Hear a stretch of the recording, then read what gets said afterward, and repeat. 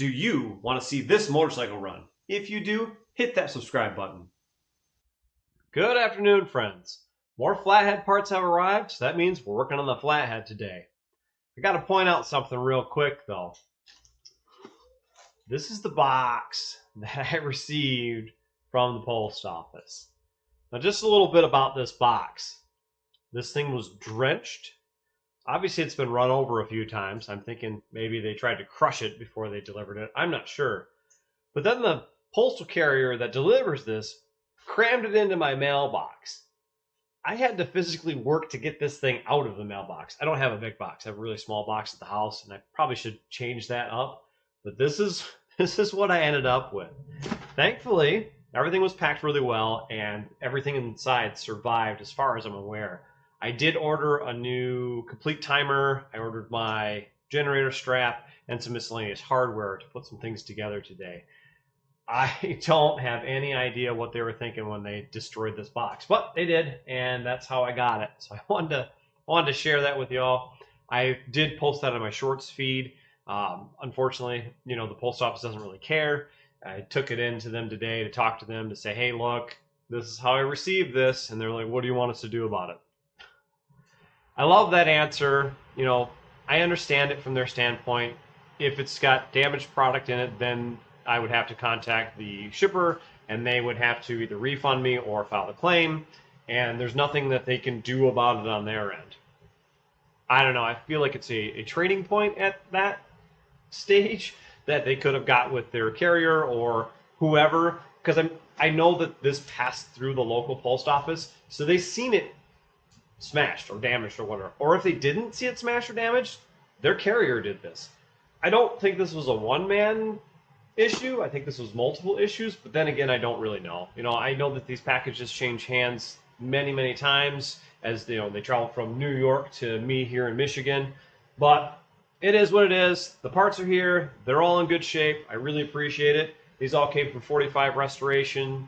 Abe hooked me up. I'll show you the parts that I got on the other side here once I get to that and show you what I've got.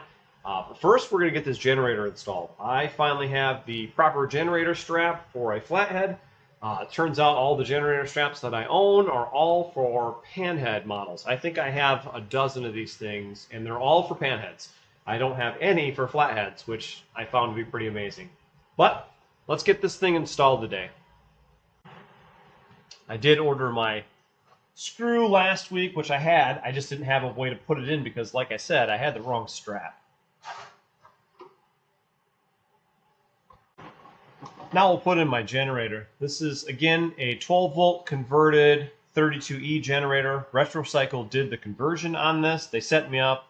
They kept the patina on this, which I'm super pumped about. I do have my gasket installed already. I'm going to fish this thing in, and I'll go ahead and tighten everything up on the other side.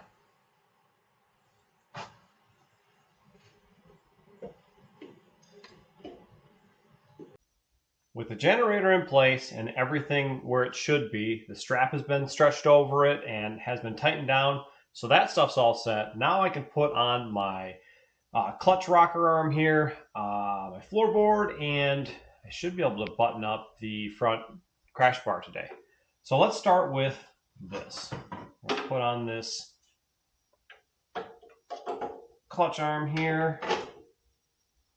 I went through and dug through the bin of parts that came with this bike, and there's a ton of findings, which I'm super pumped about. And I believe all of them came with this bike, or went to this bike, I should say, all the hardware. So I'm going to use the hardware that I have. I think that leaves me enough room to put the floorboard on. Yep, just enough room to put this thing on as well. We'll go ahead and put the hardware on that too. Now that I've got my clutch rocker on, my floorboard's in place, my crash bar in place, it's time to go ahead and button all this stuff up, tighten everything down, and make sure everything is secure. If I have this right, I believe that I do. I think this is what it looks like in the picture in the book. I'm not exactly sure, but I do have the strap on the back side, I have the crash bar in between, and I have the floorboard mount going through everything. So I believe I have that correct. If I try to compress the crash bar, I feel like that's going the wrong direction. So I think this is the way it's supposed to be. Again, looking at the picture in the books, it looks like this is the route that this is supposed to mount. I haven't seen one of these in person in a little while now, so I could have that wrong. And if someone knows if that's right or wrong, please let me know. Now I do realize that this side is going to have to come back off one more time. I do need a end cap for the generator. I have one. It's currently rusting at this point. It's not quite ready to be painted. I'm trying to match the patina on this bike here, so I do have it in a bucket of solution. I have scrubbed the paint off, or the powder coat off. Not sure which one that was, but I've scrubbed that all off, and I currently have it going through the rusting process, where I will sand that and I'll leave it kind of rusty. I'll pack it full of dirt and I'll end up painting it eventually. It's not there yet. It takes some time to do that, but for now, I do have this side buttoned up. So we're going to grab the camera, we're going to move to the other side, and we're going to button up the floorboard on that side, the crash bar, and then tighten my crash bar straps here, and then work on the other side. Now that we're on the right side of the bike, I'm going to repeat the process of tightening everything up to make sure everything's secure. Now for the top mount on the crash bar, I'm not going to overly tighten that just yet. I am missing all of the lock washers and the regular washers that go along with this hardware here, so I'm going to have to source those. I don't think I have them. I'll dig through the findings bin that I got with this bike. It may be in there, or they may be in there. I'm not sure just yet. But for now, I'm just going to snug it up just a little bit to keep this thing from moving. That way it's all in place. Next, let's talk about the timer. This is the timer that came with the bike, and as you can see, it's pretty worn out. It's missing some pieces here, and some of those pieces I wasn't able to source. So I got a hold of Abe over at 45 Restorations, and he turned me on to this. It's a complete unit. Now, it is a little different than what I have here, but it is all together, so I'm going to actually use this in place of this in trying to find the parts. I believe this is all correct. The only thing I'm going to have to change is my capacitor here. This is a 6 volt. I'll have to change this over to a 12 volt, as far as I understand. So I'm going to take today and I'm going to undo the wire from the bottom of this one, connect it here, and then I'm going to set this in place. Now I've taken a little bit of time just to kind of fit the cover on this, just to see how it looks, and it doesn't look too bad. I don't love how bright this is, but it's a complete unit and I'm going to use it, so I guess there'll be a little bit of flash on this bike. There's some things on here that have been painted and they look new and they look nice, and this is obviously going to be one of those pieces. Now with the cover, I have the retaining clip spring somewhere. I need to locate that. I also have the lower base plate retaining spring, and I need to install that. Okay, so in order to fit the bottom retainer ring in place and hold it in place with the top retainer ring, obviously it has these little indents here, and that's what holds the two together under pressure.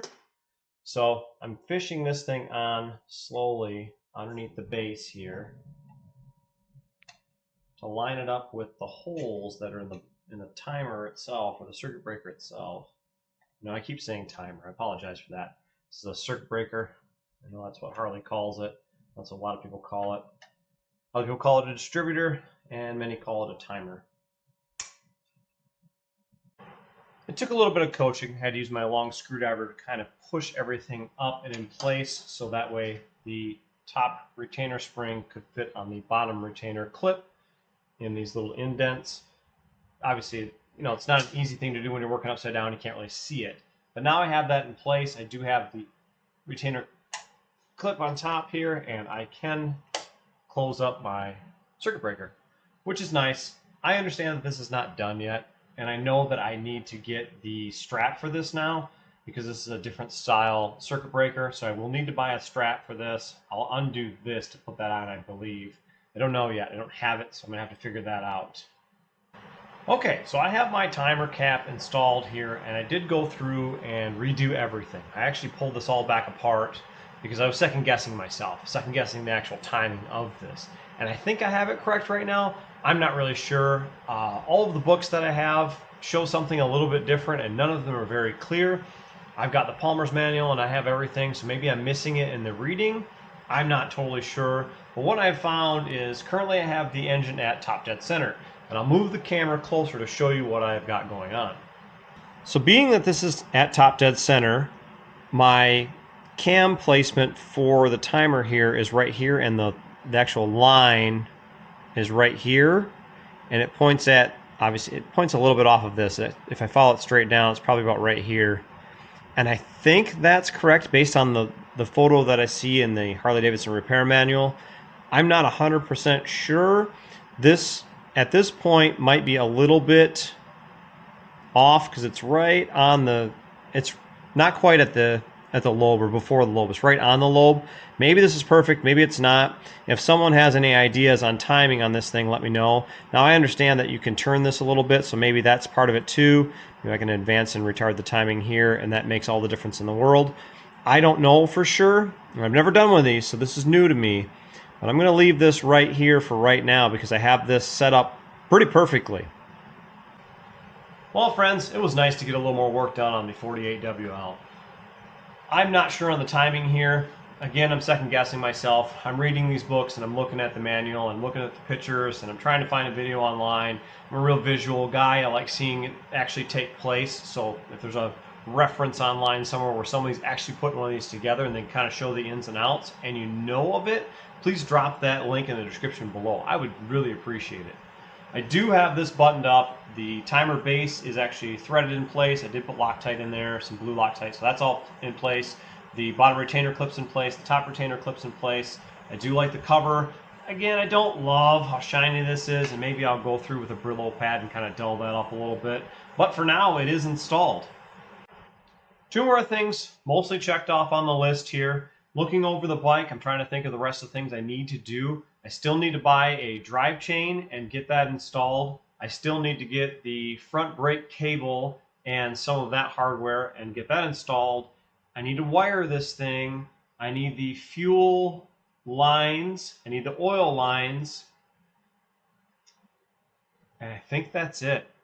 I have the seat. I have to put that on. I'm not putting that on yet. I think that's going to be the last absolute thing that I do. I think I'm going to put that on absolutely last. The seat that you see on here now is not mine. It's just sitting on here. I do like it a lot, but it's not mine. I like it. I like seeing it on there, but it's not the one I'm going to run.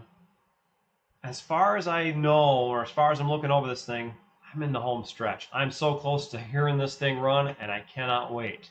Just need to order some more parts. Need to sell more parts to order more parts. So as I do that, I will eventually get this thing going. I just looked and I do need a speedometer cable as well. I do not have one of those. So I'll have to order that as well. And then I'm in the home stretch here.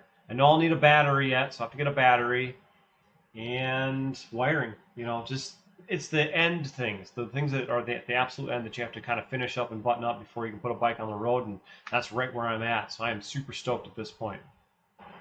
Well, friends, if you like the video, give it a thumbs up. If you've loved following this, endeavor here, please, drop some comments below. Talk to me about your favorite points of this bike so far. The things that you hope to see on it yet. I've got a few bits in-house that I can work on. I have some parts that are patina-ing. They're sitting in a bucket of solution and they're rusting because I want them to look the part. I don't want them to look too new because they were, a high polished chrome finished part, and I don't love that. So those should be done shortly. This is where I'm going to end this video. I've got as much done as I can today, and I need to look into what's next as far as ordering parts and what the bank says I can buy. So I'll be doing that fairly soon here. Well, friends, that's where we're ending this video. This video should drop on Friday, so I just want to take a moment and say happy Friday. I hope you all have a great weekend. We'll be back at this again next week. I've got a couple of things in the works here with the 1975 and with the 1957 Panhead. So there'll be some videos dropping on that as well. I'm looking forward to making those for you. Anyway, we'll catch you all later.